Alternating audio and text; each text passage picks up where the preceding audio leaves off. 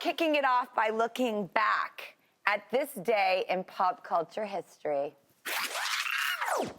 On this day in 2015, the longest-running host in late-night TV history said his goodbyes with the final episode of The Late Show with David Letterman. The finale featured 4 living presidents: Seinfeld, Chris Rock, Barbara Walters, Bill Murray, and a send-off from Dave's most beloved band, the Foo Fighters. This is Dave's 6,000th and 28th episode, a fitting farewell after 33 incredible years of interviews, endless self-deprecation, and Dave's beautiful, wonderful spirit.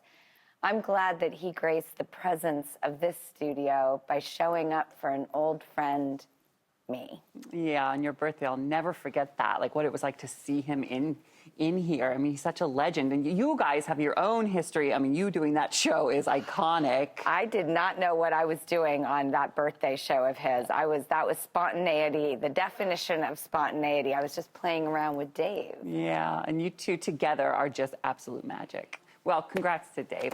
Next, we got a real spicy story for you, Drew. You're going to love this. Mashable reports the newest way to get flirty over your cell phone is not a text. No, it's the sexy little voice memo. People are branching out from the not safe for work pics with some not safe for work clips. They talking dirty. If you want to get into this with your special person, here's how you do it. First, you get consent, of course. And then you record a little message. You know where the little microphone is on the text? Yeah, it's like, it's not the microphone you speak into do like voice memos. It's the little microphone within the text bubble itself. And this is really confusing because you have to hold it down the whole time. And then you like swipe up and an arrow, send it. But the point is, rather than like, hey, baby, hubba, hubba, people are like, you know, it works, not with my voice. But I see how this could sort of be very, very sexy. All right, well, next, we have a real game changer in today's Green News. Yay! I love green news. Ross, did you know that 1/3 of all food goes to waste? 1/3? No, I didn't. Is that true? It is depressingly true. Wow. And once it hits the landfill, all that food is responsible for 8% of all greenhouse gas emissions worldwide. Well, there is really interesting news, and I'm very excited about this story. There's a brand new app that's tackling this. The Good News Network reports that Too Good To Go lets you buy leftovers from your favorite restaurants before they get thrown out. The app is already in 15 countries and spreading throughout the U.S. It shows which restaurants near you have leftovers, and you can buy them at a deep discount. And then you show up at your designated pickup time with your reusable bag and collect your food. You are truly saving whatever is a surplus, and you get a surprise every time. I mean, I am so moved by this story. This is all you, Drew, because it's like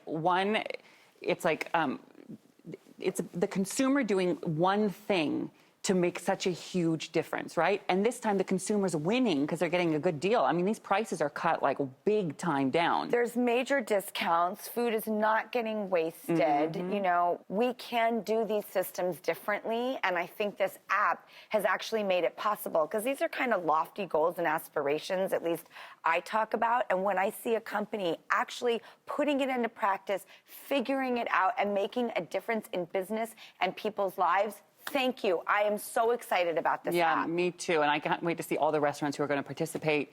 Chili's, I'm talking to you. If you got any more of that leftover queso dip, I'm on my way. Thank you so much. We're going to keep you posted about this app, because I think it's incredibly pioneering, and I'm really supportive of it. Watch it take off.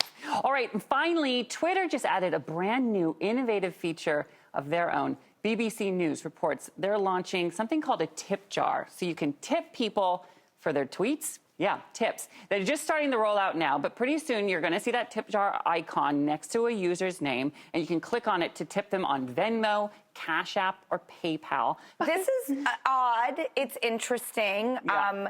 I think of things like GoFundMe's, which seems obviously much more about the person reaching out and saying, I need this.